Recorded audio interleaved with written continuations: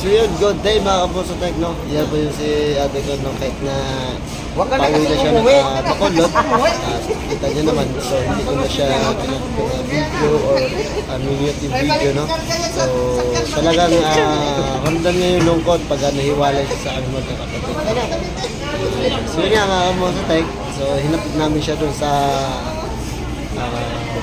pier ng Manila.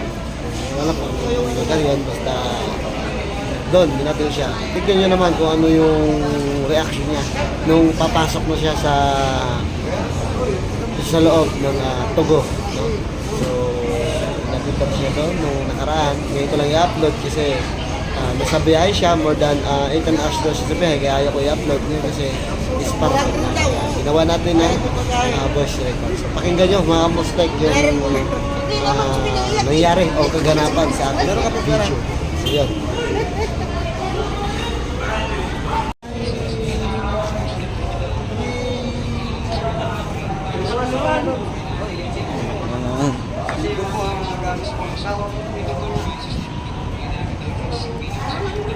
Tawag ka lang. Sa Pilipinas lang tayo. Tawag ka lang.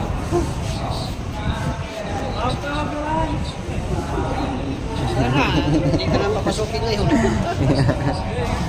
Yan. Tara na. Kasi ano. Babay ta.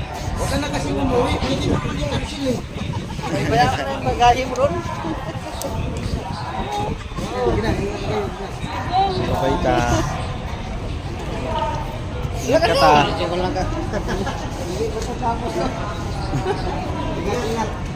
Bye-bye. Tumawag ka ha.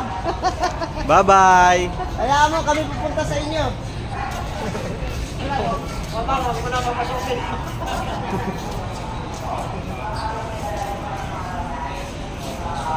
Ilagay mo sa ano. Ilagay mo. Ilagay mo sa ano. Ilagay.